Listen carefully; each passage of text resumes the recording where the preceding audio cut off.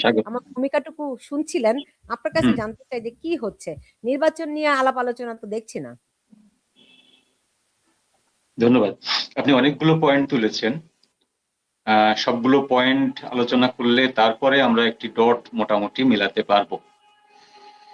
প্রথমত হচ্ছে যে এখানে গেম ওভার দ্য গেম বা গেম বিটুইন দ্য গেম, এরকম একটি গেম চলছে, খেলার ভেতরকার খেলা। আমরা যেটাকে সাংবাদিকরা সহজ ভাষায় বলি খবরের পেছনের খবর। মঞ্জু ভাই খুব সহজ করে যদি বলি, আপনার কথাটা শুনে আমার মনে হলো গেম ওভার দ্য গেম। আমরা বাংলায় এটা বলতে পারি কিনা যে শেরের উপর সোয়াশের অথবা অথবা চালের উপরে চাল, এটা সহজ বাংলায় বলতে পারি কিনা? না, সেটা বলতে পারি না, কারণ সেটা হলো শেরের উপর সোয়াশের, মানে হচ্ছে যে আপনি যতটা ক্ষমতাবান তার চেয়ে আর একটা ক্ষমতাবান আপনার উপরে সাওয়ার হচ্ছে, এরকম।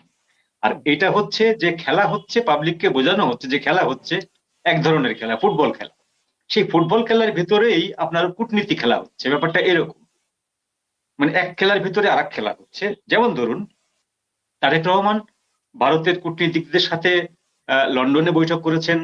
বাংলাদেশে আপনার ভারতের যে রাষ্ট্রদূত, হাই কমিশনার, তিনি বিএনপির নেতাকর্মীদের সাথে বসেছেন। এই মর্মে যে বাজারে খবরটি প্রকাশ হচ্ছে, এর কিন্তু কোনো প্রমাণ কারো হাতে নেই, কোনো এজেন্সির কাছে নেই কিন্তু যে প্রমাণ। কিন্তু যদি আপনি এটি বাজারে ছেড়ে দেন যে ভারত তারেক রহমানকে কয়েকটি শর্ত দিয়ে বাংলাদেশে আসার ব্যাপারে গ্রিন সিগন্যাল দিয়েছে, তাহলে এর ইম্প্যাক্ট কোথায় গিয়ে পড়ে? প্রথম প্রশ্নটিই ওঠে, তাহলে কি ভারত আওয়ামী লীগের উপর থেকে তাদের সমর্থন তুলে নিচ্ছে? তাহলে কি ভারত শেখ হাসিনাকে যে এতদিন আগলে রেখেছে, তাহলে কি এবার তাকে রিলিজ করে দেবে? বাংলাদেশে কি ফেরত পাঠাবে? তাহলে কি ভারত আওয়ামী লীগকে পুনরায় ক্ষমতায়ন করার জন্য যে নেপথ্য চেষ্টা করছিল সে জায়গা থেকে সরে গেল? এইরকম তিনটি প্রশ্ন, এরকম একাধিক প্রশ্ন কিন্তু উঠবে। এই প্রশ্নগুলোর ভেতরে আবার যখন জয়শঙ্কর সাহেব 4 ঘন্টার একটি ঝটিকা সফরে আসলেন ফুনারেলে অংশ, এই শেষকৃত্যে অংশ নেওয়ার জন্য, তিনি এসে যে ছোট ছোট কয়েকটা ঘটনা ঘটালেন, সেই ঘটনাগুলোও কিন্তু অন্যরকম একটি ইঙ্গিত দেয়।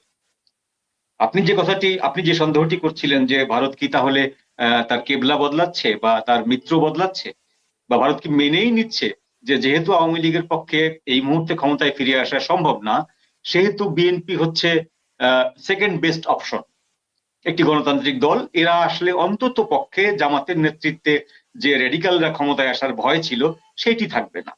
তো এটা ভারতের পক্ষে, এটা এই সম্ভাবনার পেছনে বাতাস দেওয়ার চিন্তাটা হতেই পারে যে ঠিক আছে, যেহেতু আওয়ামী লীগ থাকছে না, সেহেতু বিএনপি কে মন্দের ভালো হিসাবে বিবেচনা করে বিএনপিকে দিয়ে জামাত তথা ইসলামিস্টদের ক্ষমতায় আরোহণটাকে আপাতত ঠেকিয়ে রাখা যায় বা বন্ধ করা যায়। এই যে গেমটা, এই গেমটারও কিন্তু কোনো প্রমাণ বা কোনো সূত্র কারো কাছে নেই, সবই কিন্তু অনুমান নির্ভর বা আপনার কি বলবো, পূর্বাভাস নির্ভর, বা একটার সঙ্গে আর একটার যে লিঙ্ক আপ, সেই লিঙ্ক আপ থেকে নির্যাস বের করার চিন্তা নির্ভর। এইখানে আমি আপনাকে দুটি তথ্য দিই। একটি হচ্ছে যে জয়শঙ্কর সাহেব খুব ইজিলি প্রফেসর মোহাম্মদ ইউনূসের সঙ্গে একটা হাই হ্যালো করতে পারতেন, কারণ তিনি পাশের রুমে বসেছিলেন। সংসদ ভবনের যে রুমটাতে তারেক জিয়ার সঙ্গে জয়শঙ্করের এই যে আপনার শোক বার্তা বিনিময় হলো, কথা হলো কয়েক মিনিট, 7 মিনিট মতো কথা হলো, এই রুমটার পাশের রুমেই ছিলেন কিন্তু মোহাম্মদ ইউনূস, তার সাথে আরো দুজন ছিলেন, এবং তিনি খলিলুর রহমান সাহেবকে দায়িত্ব দিয়েছিলেন যে একটি সংক্ষিপ্ত মিটিং অনুষ্ঠিত করার ব্যাপারে, নিদেন পক্ষে একটি ফটো সেশনের ব্যাপারে। খলিলুর রহমান সাহেব সেটি জয়শঙ্কর সাহেবের কাছে ব্যক্তও করেছিলেন। জয়শঙ্কর বিষয়টি কি আমলে নেননি। এই যে আমলে নেননি, এটিও কিন্তু কোনো প্রমাণিত সত্য না। আবার তিনি যে বৈঠক করেননি, এটি কিন্তু প্রমাণিত সত্য। তিনি মোহাম্মদ ইউনূসের সঙ্গে ছবি তোলেননি, মানে বৈঠক করেননি, কথা বলেননি, হ্যান্ডশেক করেননি, এটি প্রমাণিত সত্য। তাহলে কেন করলেন না?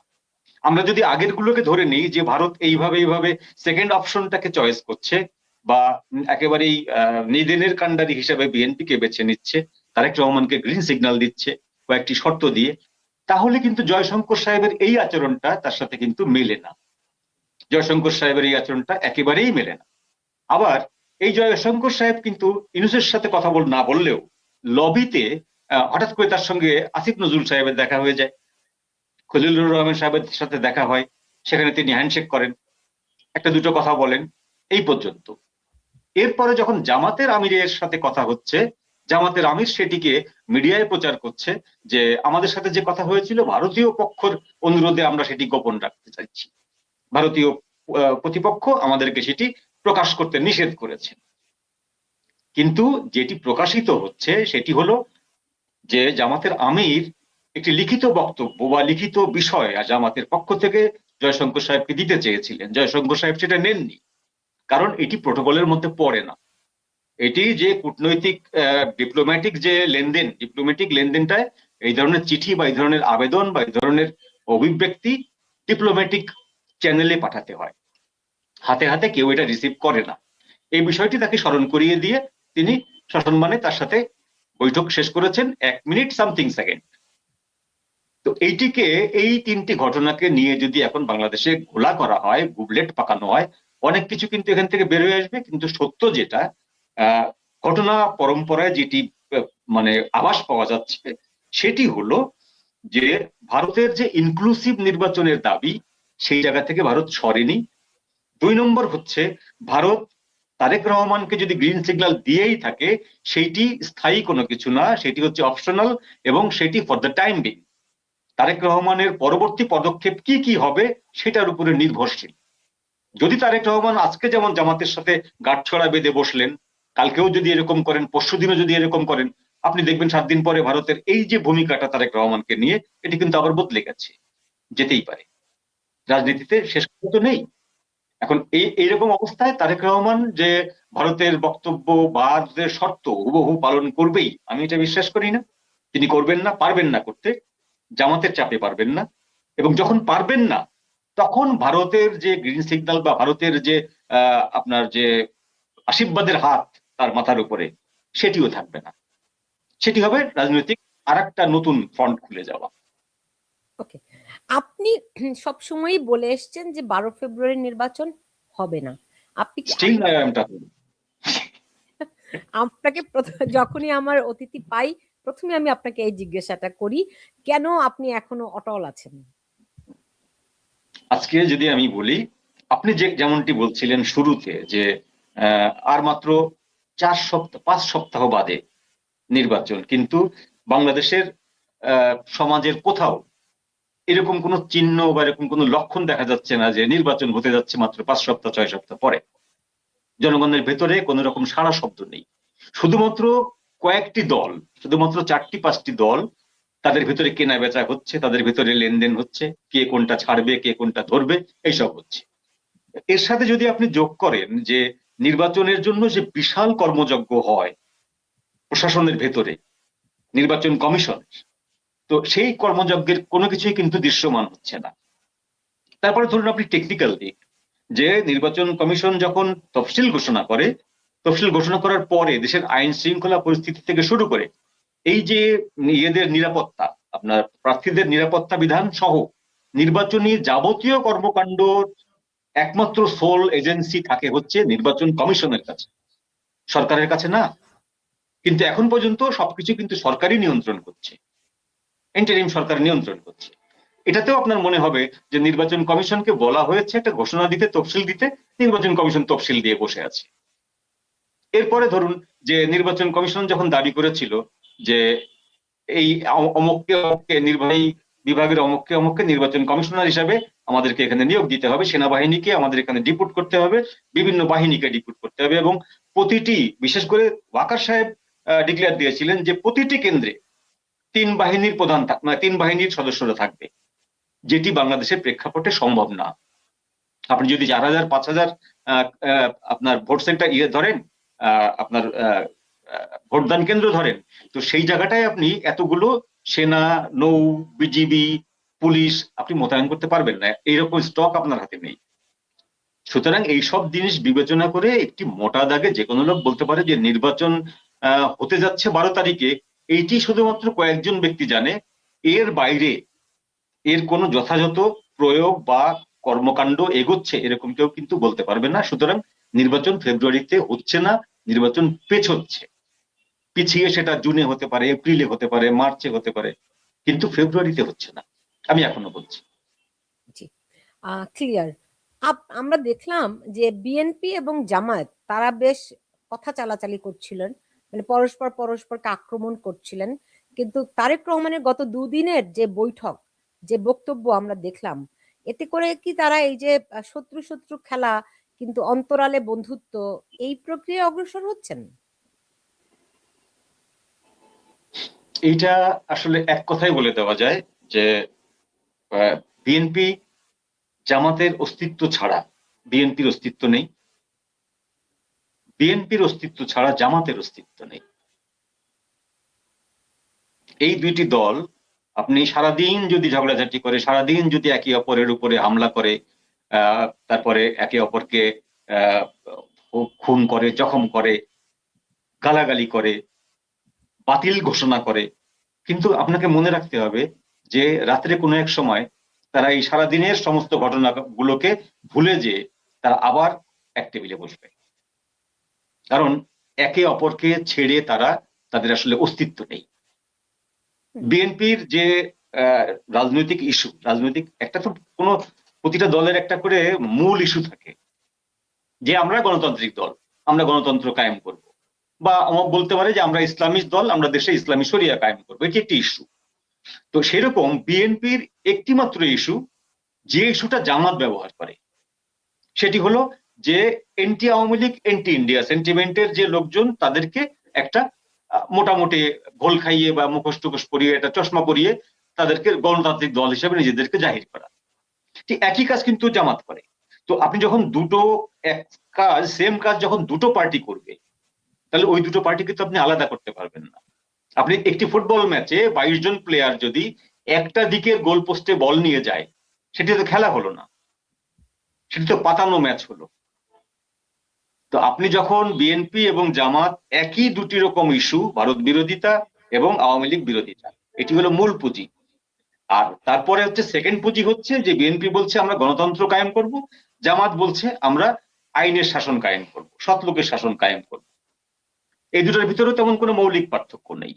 কিন্তু এই দুটো দল যেভাবে বিকাশ হয়েছে, একটি দল ক্যান্টনমেন্টে জন্ম নিয়ে আরেকটি দল সেই দলের ছত্র ছায়ায়, তো সেই জায়গা থেকে যত ঝগড়াঝাটি করুক, আপনি এদেরকে যে আপন মায়ের পেটের দুই ভাই, তারেক রহমানের যে এই বক্তব্যটি অনেক মাস আগের যে উনি দিয়েছিলেন, এর থেকে কিন্তু আপনি সরতে পারবেন না, তারেক রহমানও সরতে পারবে না, জামাতের আমিরও সরতে পারবে না। জি, এটি হলো বাস্তবতা। জি। এখন বিএনপি এইবার যে পরিস্থিতির মুখোমুখি হলো, ধরেন তারেক রহমান দেশে ফেরত না আসলে বিএনপি অস্তিত্বহীন হয়ে যেত। তিনি যেভাবেই হোক ব্যাক করতে তো পেরেছেন। তো এ থেকে বিএনপির কিছু শিক্ষা নেওয়ার কি আছে? না, শিক্ষা নেওয়ার তো অনেকেই আছে। আপনার অনেকেই বলছে যে বিএনপি, তারেক রহমান 17 বছর দেশের বাইরে থেকে একটি গণতান্ত্রিক সোসাইটিতে বসবাস করে তিনি তার জেস্চার চেঞ্জ করেছেন, মঞ্জু তার ভাই, গণতান্ত্রিক আমি মূল্যবোধ। আমি আমি জামাতের সঙ্গে বিএনপি সম্পর্কের প্রেক্ষাপটে বলেছি, গত 17 মাসে যেভাবে করে জামায়াত মাথাচাড়া দিয়েছে এবং বিএনপিকে একেবারে গ্রাস করেই ফেলেছে। সো সো সেই বিষয়টি যে জামায়াতের হাতেই যে বিএনপির মৃত্যু বা বিএনপির ধ্বংস, এটি বিএনপি কোনোভাবে বিশ্লেষণ করতে পারে কিনা? বিশ্লেষণ করতে পারে, কিন্তু এখান থেকে বেরোতে পারবে না, বেরোনোর রাস্তা নেই। আপনি যখন মানে ছিপ, আপনি যখন ফাতনা টোপ সহ গিলে ফেলবেন, তখন হয় আপনার ঠোঁট কেটে ওটা বের করতে হবে, পেট কেটে বের করতে হবে, আদারওয়াইজ আপনাকে ধরা দিতে হবে, আপনি আর ওখান থেকে পরিত্রাণ পাবেন না, আপনি অলরেডি গিলে ফেলেছেন। বিএনপি গত 17 মাসে জামাতের যে ভূমিকা, সেই ভূমিকা প্রতিদিন প্রতি মুহূর্তে সেগুলো মেনে নিয়েছে, প্রতিবাদ করেনি, প্রতিবাদ যেখানে যেখানে করেছে সেখানে সেখানে টিকতে পারেনি, প্রতিবাদ করে জয়ী হতে পারেনি। সুতরাং জামাতের যে এখন প্রায় 90% প্রশাসন জামাত নিয়ন্ত্রিত সরকারের, সেই বাস্তবতাটা বিএনপিকে মেনে নিতে হচ্ছে। পাশাপাশি ভারত যদি সত্যি সত্যিই বলে থাকে যে জামাতকে কাউন্টার করে আপনারা ক্ষমতায় আসবেন বলেই আপনাদেরকে আমরা গ্রিন সিগন্যাল দিচ্ছি এবং আপনার উপরে আমরা ভরসা রাখছি, যদি এটি বলে থাকে, সেটিও তারেক রহমানের পক্ষে করা সম্ভব হবে না।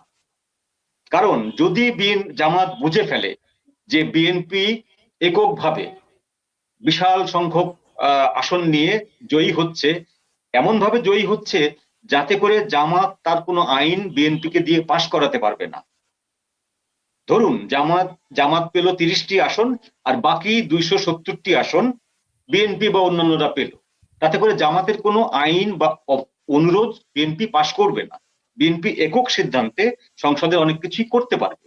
এরকম অবস্থা যদি চিন্তা করে জামাত, যেরকম অবস্থা হতে পারে, তাহলে জামাত এমনকি আওয়ামী লীগকে ফিরিয়ে আওয়ামী লীগের সঙ্গে জোট গঠন করার ব্যাপারেও উদ্যোগ নিতে পারে, যেটি বিএনপি চিন্তাও করতে পারছে না।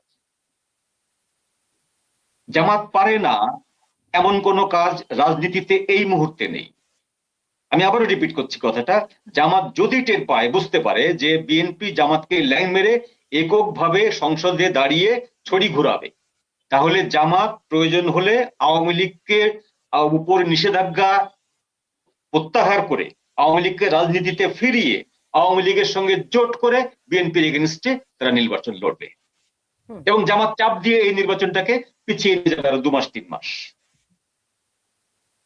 বুঝতে পেরেছি। তো এখন কি দাঁড়াচ্ছে তা, আজকে যেই জামায়াতে আমিরের সঙ্গে তারেক রহমানের যে বৈঠক হলো, তারা ঐক্যবদ্ধ হওয়ার কথা বলেছেন, তারা কি সেটি জাতীয় সরকার নিয়ে আলাপ করেছেন নাকি নির্বাচনের আসন ভাগাভাগি নিয়ে কথা বলেছেন? হ্যাঁ, এখন এটা একটা গুরুত্বপূর্ণ প্রশ্ন। আমি যে কথাটি বললাম সেইটি যদি জামাতের চিন্তা ভাবনা হয় সত্যি সত্যি, তাহলে তারেক জিয়া আসলে একটি বিশাল ফাপড়ে পড়েছেন। তিনি আটকে গেছেন ফাঁদে। এক হচ্ছে ভারতের চাপ, 2 হচ্ছে দলের ভেতরকার চাপ, দলের ভেতরকার প্রত্যাশা তার উপরে। দলটা তো ভাঙো ভাঙো অবস্থা, তাই তো? এই অবস্থায় তার উপরে প্রত্যাশা দলটাকে টিকিয়ে রাখা, দলটাকে 1 নম্বরে নিয়ে যাওয়া, ক্ষমতায় যাওয়া। 17 বছর ধরে বিএনপির হাজার হাজার নেতাকর্মী অপেক্ষা করছে ক্ষমতায় যাওয়ার জন্য। তো 3 হচ্ছে জামাতের চাপ, অভ্যন্তরীণ প্রচন্ড রকম চাপ। তো এই 3টি চাপ মোকাবেলা করা তারেক জিয়ার পক্ষে সম্ভব হবে বলে আমি অন্তত এই মুহূর্তে বিশ্বাস রাখতে পারছি না।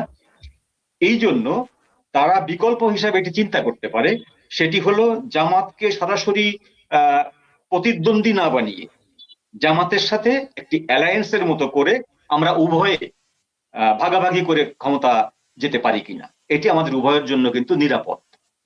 সেই জন্য আপনি যে কথাটি তুললেন এটি হচ্ছে গুরুত্বপূর্ণ, যে তারা নির্বাচনটাকে পিছিয়ে দিয়ে বা নির্বাচনটাকে বাতিল করে একটি জাতীয় সরকারের মডেলে বা একটি পাতানো বা বৈঠকি আমরা এই মর্মে সম্মত হইলাম।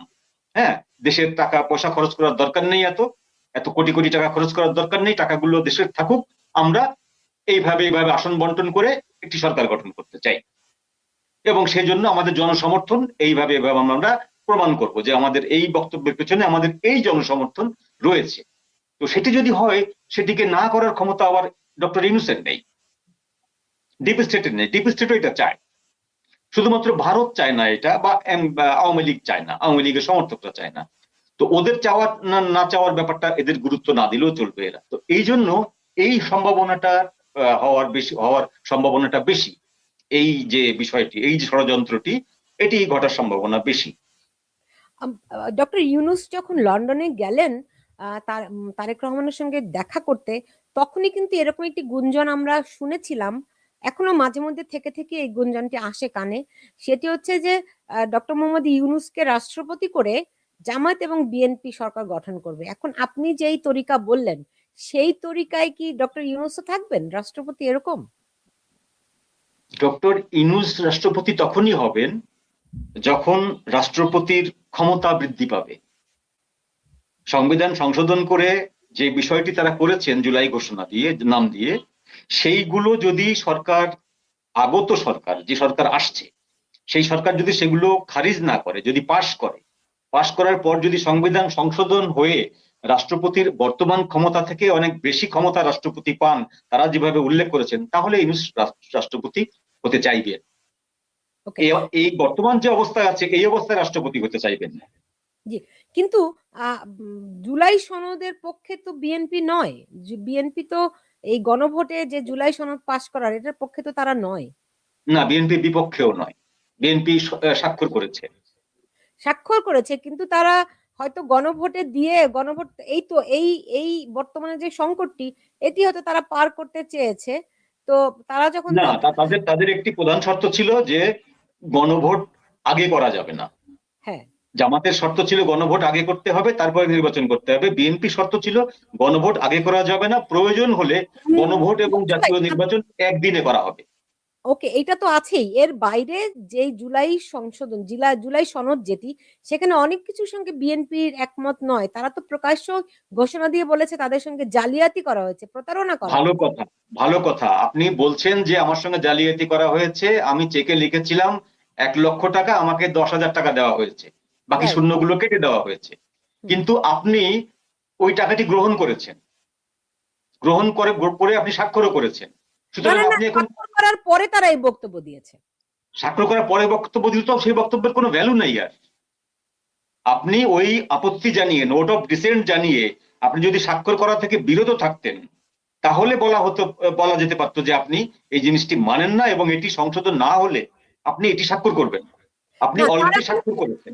তারা বলেছে স্বাক্ষর আমরা যেই যেই কাগজপত্রে স্বাক্ষর আমরা দিয়েছি, কিন্তু পরবর্তীতে যা প্রকাশিত হয়েছে সেটি এক নয়।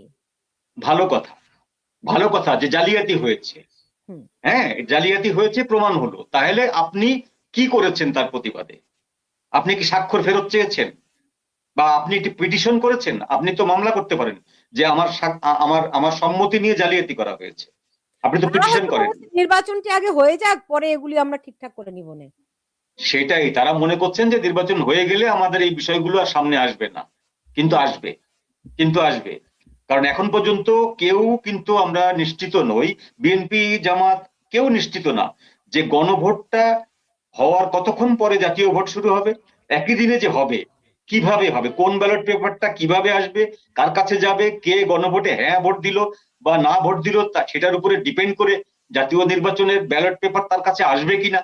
এই যে জটিলতাগুলো আছে, এই জটিলতাগুলো সম্পর্কে এখন পর্যন্ত দুটি দলের কেউ কিন্তু পরিষ্কার কোনো ভাষ্য দেয়নি।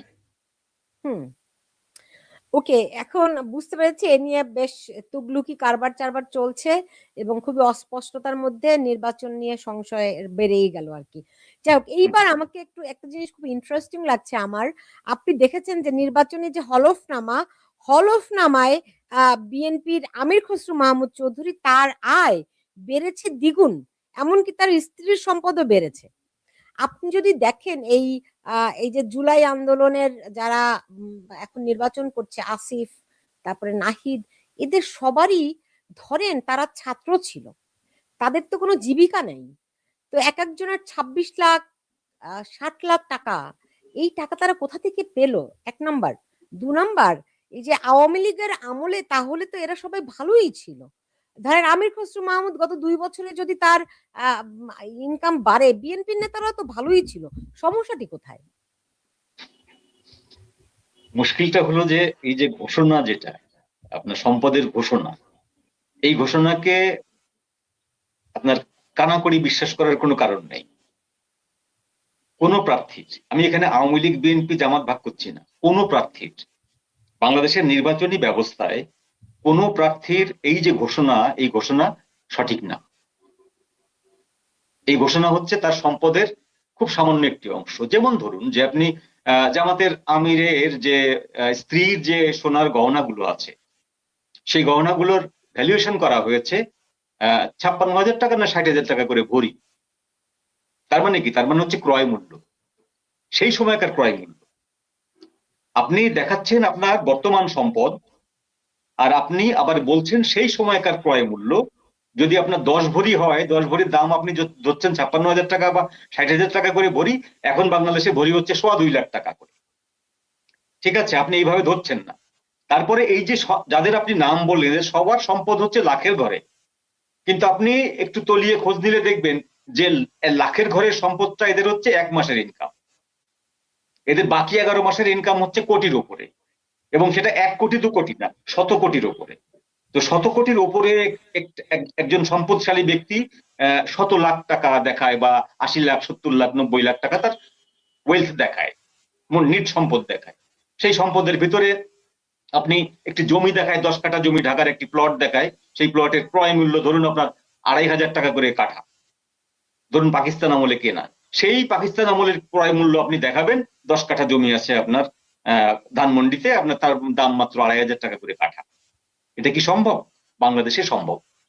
বাংলাদেশের নির্বাচনী ব্যবস্থায় এই জিনিসটাও মেনে নেওয়া হয় যে ক্রয় মূল্য দেখানো হয়। ধরেন তারা যখন এখন বেশি করে দেখাচ্ছে আগের তুলনায়, তাহলে তো তাদের সম্পদ বেড়েছেই, মানে যেই প্রক্রিয়া। অবশ্যই সম্পদ বেড়েছে, অবশ্যই সম্পদ বেড়েছে। এখন যারা ভাত খেতে, যারা টিউশনি করে তাদের পেট চলতো, তারা এক বেলার বেশি, এক মাসে 2 বার বেশি মাংস খেতে পারতো না। আসিফের কথা বলি, বা নাহিদের কথা বলি, বা মাহফুজ আলমের কথা বলি, এদের যে পিএসরা, তারা 3 কোটি 4 কোটি টাকা তসরুপ করে ধরা পড়ছে, তাদের চাকরি চলে যাচ্ছে, পিএসরা। তাহলে তাদের কতশো কোটি টাকা। তাহলে তাদের একটা মোবাইলের দাম 2.5 লাখ টাকা থেকে 3 লাখ টাকা। তাদের এক জোড়া জুতোর দাম হচ্ছে 1.5 লাখ থেকে 2 লাখ টাকা। আরমানি ছাড়া তারা পোশাক পরে না। তো আপনি এগুলো কোত্থেকে আনবেন? তারা এক এক দিন এক এক রকম গাড়ির ব্র্যান্ড চেঞ্জ করে, সবই নাকি তাদেরকে মানুষ উপহার দেয়। আপনি এমন করে দেখছেন কেন? হ্যাঁ, না, আমি এমন করে দেখছি না। এই যে গিফট গুলো দেয়, সেই গিফট গুলো কেন আপনার সম্পদ না? এগুলো তো গিফট। আপনারা খালি সবকিছু দিয়ে দোষ খুঁজেন। যাই হোক, আমার না একটা জিনিস খুব জানতে ইচ্ছে করছে মঞ্জু ভাই, সেটি হচ্ছে দেখুন, বেগম জিয়া মারা গেছেন। আমি যদিও তারা বেগম জিয়া বলি না, কেন যেন মুখ থেকে বের হয়ে গেল। খালেদা জিয়া মারা গেছেন। তিনি বাংলাদেশের প্রধানমন্ত্রী ছিলেন। এরশাদ বিরোধী আন্দোলনে তার নেতৃত্ব নিঃসন্দেহে অবিস্মরণীয়। তিনি বাংলাদেশের ইতিহাসে অবিস্মরণীয় হিসেবে লিখিত থাকবেন, প্রথম নারী প্রধানমন্ত্রী। তারপরে এই যে ইসলামপন্থীদেরকে তিনি শিফনের আড়ালে রেখে কেমন করে তাদের বিকশিত হওয়ার সুযোগ দিয়েছেন, তাই না? এগুলি তো তার নিঃসন্দেহে অর্জনই বলা চলে।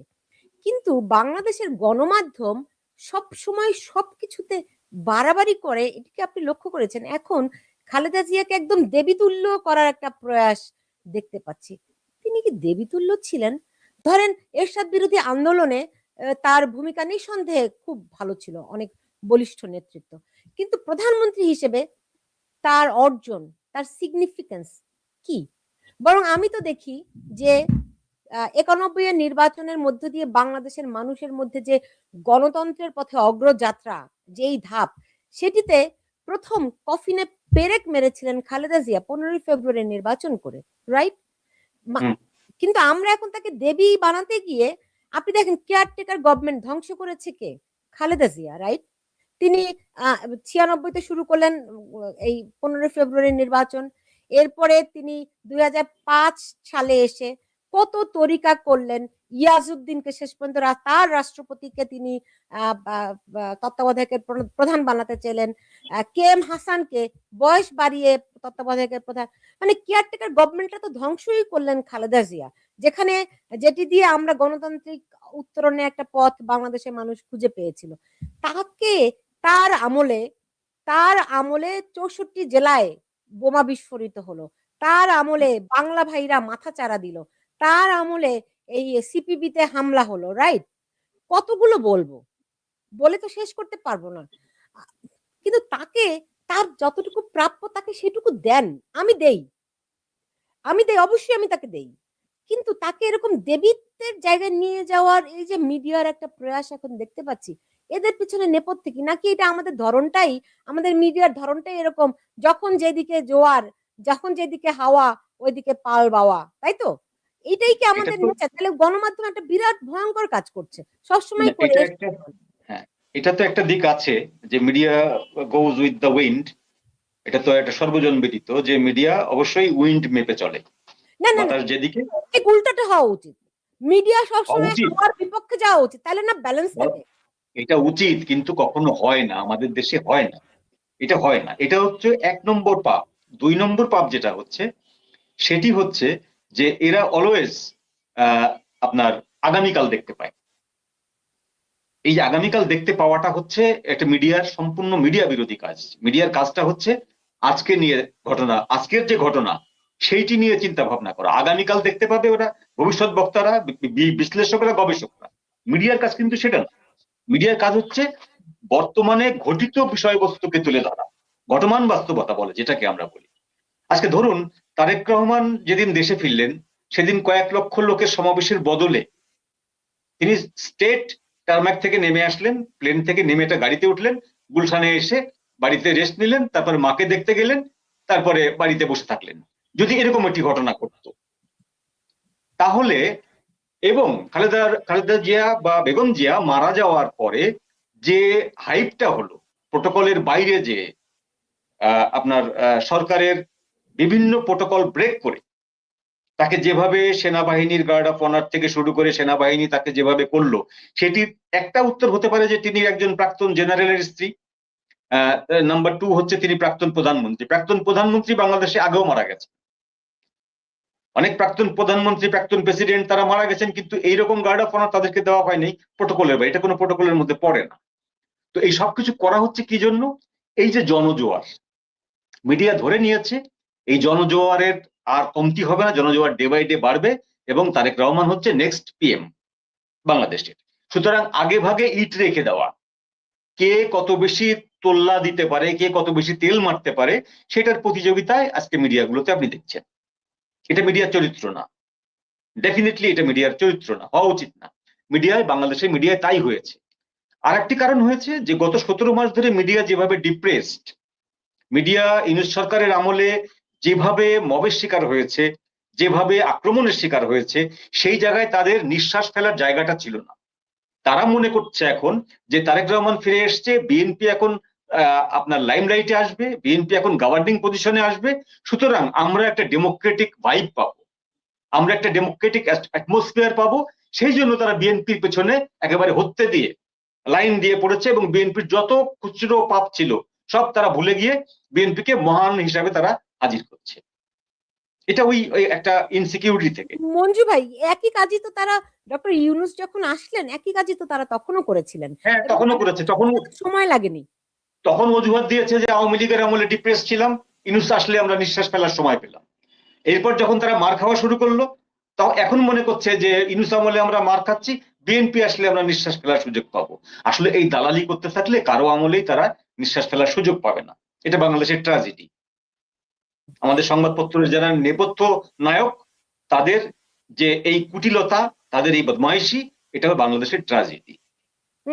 এখন সেখানে আপনি দেখেন, আমি তো গত দুদিন ধরে প্রথম আলো, ডেইলি স্টারের কভারেজ দেখে আমি স্তব্ধ হয়ে যাচ্ছি যে ধরেন এই দুটো পত্রিকাই তো বাংলাদেশে এখনো সেরা পত্রিকা বলে বিবেচ্য। তো সেই দিক থেকে কোন রকম তাদের কোনো বিবেচনা বোধ কিংবা ধরেন একটা পরিমিতি বোধ তো থাকতে হয়। হ্যাঁ, সেইগুলি তারা মানে একদম ঢালাও ভাবে এটি তো অন্যায়। তারা যেটি করছে শুধু অন্যায় করছে না, আমি বলবো তারা পাপ কাজ করছে। আপনি কি সেটি দেখেন? অবশ্যই দেখি।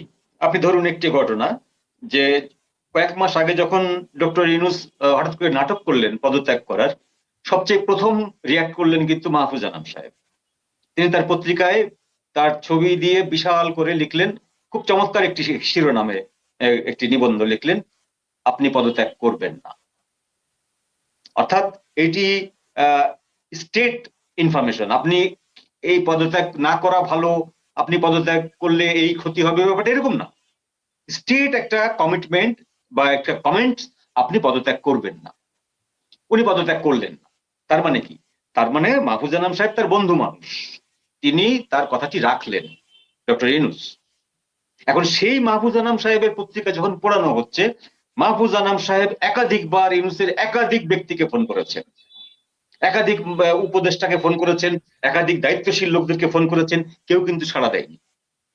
ইউনূস সাহেব কি জানতেন না যে মাহফুজের প্রতিষ্ঠান পড়ানো হচ্ছে? জানতেন, করেননি।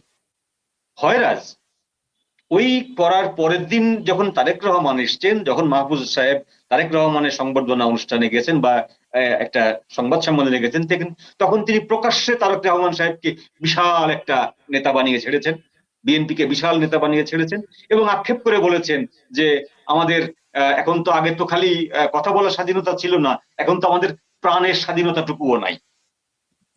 এবং উনি মনে করেছেন যে তারেক রহমান সাহেব তাদেরকে প্রাণের স্বাধীনতাটুকু দিয়ে দেবেন। এই যে নির্ভরতা, এই যে সঙ্গে সঙ্গে পক্ষ বদলে ফেলা, এই যে পক্ষ বদলে ফেলাটা, এইটা হচ্ছে নৈতিকভাবে অনৈতিক কাজ। আমি বাংলাদেশের সেই কারণে এই দুটি প্রধান সংবাদপত্রকে শুধু সংবাদপত্র মনে করি না, আমার কাছে মনে হয় এরা দুটি ইনস্টিটিউট বা দুটি পার্টি। শুধু সংবাদপত্র না, এরা শুধু সংবাদপত্রের ভূমিকা এরকম হয়। ওনারা এখন খালেদা জিয়াকে যা নিয়ে যা করছেন, ধরেন ঠিক আছে, মানে তার অফিসে আগুন দেওয়া হয়েছে, তারা অনেকখানি দিশেহারা হয়ে পড়েছিলেন। শুধু অফিসে আগুন দেওয়া নয় তো, সাংবাদিকদেরকে পুড়িয়ে হত্যা করতে চেয়েছিল ওই মবেরা, তাই তো? তো তারা অনেকখানি, মানে আমি যদি ধরে নেই যে ঘটনার আকস্মিকতায় হতবিহ্বল হয়ে গিয়েছিলেন। এখন যখন খালেদা জিয়ার মৃত্যুর পরে তারা ঢালাও ভাবে তাকে একেবারে, খালেদা জিয়াকে মহান বানানোর যে, তাকে আপনি তার কৃতিত্বটুকু দেন, একদম দিল খোলা করে দেন, কিন্তু যা নয় তা বানিয়ে আপনি ইতিহাস বিকৃতির পথে হাঁটছেন। এটি তো ইন্টেলেকচুয়াল করাপশন। ওই যে বেটা 2000 কোটি টাকা মানে দুর্নীতি করলো, ওর চেয়ে ভয়ঙ্কর করাপশন এগুলো, ইন্টেলেকচুয়াল করাপশন। আমি এই জন্যই বললাম যে এই দুটি একটি শব্দ, সেটি হলো যে এই দুটি সংবাদপত্রকে আমার শুধু সংবাদপত্র মনে হয় না, এরা দুটি ইনস্টিটিউট বা দুটি পার্টি, দুটি পক্ষ। এবং এরা এরা এরা এট দ্য সেম টাইম বাংলাদেশের রাজনীতির ভিতরে একটা কন্টিনেন্ট, ইনস্ট্রুমেন্ট তারা। তো এটা সংবাদপত্রের ভূমিকা হওয়ার কথা না। রাইট, কিন্তু ওনারা কি সংবাদপত্র জোরালো হতে পারে, সংবাদপত্র শক্তিশালী হয়, নিউ ইয়র্ক টাইমস এর মতো পত্রিকা শক্তিশালী হয়, সরকার বদলে সহায়তা করে, সরকার পতনেও সহায়তা করতে পারে, সরকারের সিদ্ধান্ত নেওয়ার ক্ষেত্রে তারা প্রভাব বিস্তার করতে পারে, সরকারের সিদ্ধান্তকে বাতিল করার ব্যাপারেও তারা প্রভাব বিস্তার করে পারে। দ্যাট ডাজ নট মিন যে তারা একটা পার্ট, তারা সরকারের একটা পার্ট, এটা তারা কখনো মনে করে না। কিন্তু বাংলাদেশে আনফরচুনেটলি এই যে যাদের নাম উচ্চারণ করলেন আপনি, এই দুইটি কাগজ তারা মনে করে যে তারা 111 এনেছিল, তারা 111 এর কারিগর ছিল, তারা সেটা সেই সময় কোনোভাবে তারা ফেল করেছিল ইউনূসকে বসাতে। এইবার তারা সফল হয়েছে ইউনূসকে বসাতে, এবং ইউনূসের বসানোর পরে তাদের যে কাঙ্ক্ষিত প্রাপ্তি সেটি না পাওয়ার কারণে এখন তারা দল চেঞ্জ করে বিএনপিতে যেয়ে মনে করছে তারেকের কাছ থেকে সেটা পাবো। তো এটা আসলে সংবাদপত্রের কাজ না, এইটা দুটা দলের কাজ, দুটা আপনার পক্ষের কাজ। জি মঞ্জু ভাই, তারা কি সেটি পাবে? ধরেন 2001 থেকে 2005 আমি তো তখন ডেইলি স্টারে কাজ করি, তো কি পরিমাণ চাপ সরকারের তরফ থেকে থাকতো, তো সেই চাপ কি তারেক রহমানের আমলে পাবে না তারা? এটি কি তারা বোধ করছেন? তারা হয়তো সেটা ভেবে নিশ্চিন্ত, কিন্তু তাদেরকে ভোগ করতে দিয়ে তারপর বলতে হবে যে দেখুন কেমন লাগে, দেখ কত বড় কম। সেই অনেক কিছু দেখার আমার মনে হয় বাকি আছে, আমাদের বাকি আছে আসলে। অনেক, কারণ আপনি এদেরকে রাতারাতি চেঞ্জ করতে পারবেন না, বা রাতারাতি এদেরকে আপনি সমালোচনা করেও তাদের লাইন থেকে সরাতে পারবেন না। না, কিন্তু তাদেরকে জবাবদিহিতার মধ্যে আনতে হবে। তারা, আমি তো মনে করি তারা ডেফিনেটলি তাদের যে নিউজ কন্টেন্ট, তাদের সবকিছু অসাধারণ, কোনো সন্দেহ নেই, কিন্তু তাদের যে হিডেন এজেন্ডা, এই হিডেন এজেন্ডা যখন মানুষের কাছে একদম স্পষ্ট, তখন তাদেরকে এই পথ পরিহার করতেই হবে। সেই জন্য তাদেরকে অ্যাকাউন্টেবিলিটির মধ্যে রাখতে হবে। দুঃখজনক বিষয় হলো যে আমাদের দেশের জনগণ এত বেশি রাজনীতি নিয়ে আলোচনা করে, তারপরেও কিন্তু রাজনৈতিকভাবে খুবই ভীষণ রকম ভাবে অসচেতন, এবং সেই জন্যই এই ধরনের প্রতিষ্ঠানগুলো দিনের পর দিন মিথ্যাচার করার পরেও কিন্তু তারা মানে গ্রহণযোগ্যতা হারায় না, তারা বাড়ি বাড়ি পৌঁছে যায় সকালবেলায়। তারপরে আপনার এই যে 71 সালে জামাতের যে ভূমিকা, সেই ভূমিকার পরেও 53 বছর ধরে এটা চর্চা হচ্ছে, 53 বছর ধরে চর্চা হওয়ার পরেও কিন্তু এখনকার মানুষ জামাতকে বিশ্বাস করে, তাই তো? তো এই জন্য আপনি এই জিনিসগুলোকে আমাদের দুর্ভাগ্য বলি, আর আমাদের সয়েলের প্রবলেম বলি, যাই প্রবলেম বলি, এর থেকে আমাদের আসলে বেরোনোর কোনো উপায় নেই। এই প্রথম আলো বা এই ডেইলি স্টার এই ধরনের খবর করে যাবে, এই ধরনের মানুষকে অবিশ্বাস করাবে, মানুষকে মিথ্যা গিলাবে, নিজেরা পক্ষ বদল করবে, তারপরেও মানুষ তাদের বিশ্বাস করবে, মানুষ তাদেরকে রাখবে, তাদেরকে পেট্রোনাইজ করবে, তাদেরকে সহায়তা করবে। আবার এই যে জামাত, এত কিছুর পরেও কিন্তু মানুষ জামাতকে ভোট দেবে, ভোট না দিক অন্তত জামাতের কাজগুলোকে সমর্থন করছে। জামাত যে এখন ক্ষমতায় আছে, 90% ক্ষমতা জামাতের গ্রিপের ভেতরে, মানুষ সমর্থন করে বলেই তো আছে।